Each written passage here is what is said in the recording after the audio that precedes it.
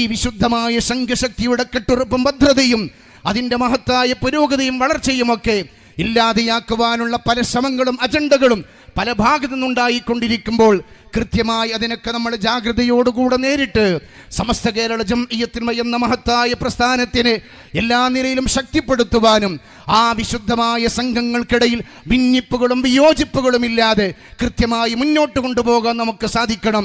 സമസ്ത കേരള ജംഇയ്യത്തുൽ വിശുദ്ധമായ ആദർശം പൂർവികരെ ഏൽപ്പിച്ചിട്ടുള്ള അമാനത്താണ്.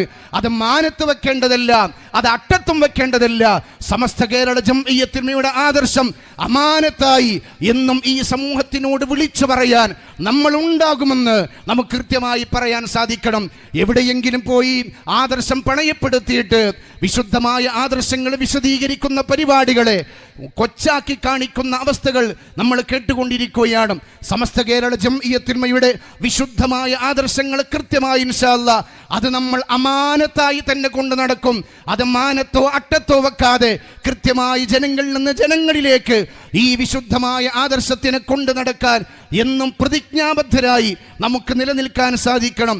അല്ലാഹു സുബ്ഹാനഹു വ തആല തൗഫീഖ് നൽകട്ടെ എന്ന് ആത്മാർത്ഥമായി പ്രാർത്ഥിച്ചുകൊണ്ട് ഈ മഹത്തായ സംഘടനയുടെ പുരോഗതിയിലും വളർച്ചയിലും ഇവിടുത്തെ പണ്ഡിതന്മാരും സാദാത്യങ്ങളും ഉലമാക്കളും ഇവിടുത്തെ ഉമറാക്കളും ഇവിടുത്തെ സാധാരണക്കാരിൽ സാധാരണക്കാരായ മനുഷ്യരുടെയൊക്കെ ആത്മാർത്ഥമായ പിൻബലം കൂട്ടായ്മയുമാണ് ഈ മഹത്തായ പ്രസ്ഥാനം വളർന്നു പന്തലിക്കുന്നത്. ഒരു നല്ല സംവിധാനത്തെ ഇല്ലാതെയാക്കാൻ ഒരുപക്ഷെ എളുപ്പമായിരിക്കാം, ഒരുപക്ഷെ ഒരു നല്ല സംവിധാനത്തിൻ്റെ സാന്നിധ്യം നഷ്ടപ്പെടുന്നിടത്താണ് അതിൻ്റെ ഗൗരവത്തെ നമുക്ക് മനസ്സിലാക്കാൻ സാധിക്കുക എന്ന് എല്ലാവരും ഓർത്തിരിക്കണമെന്ന് വളരെ കൃത്യമായി നമ്മൾ ബോധ്യപ്പെടുത്തുകയാണ്. അതുകൊണ്ട്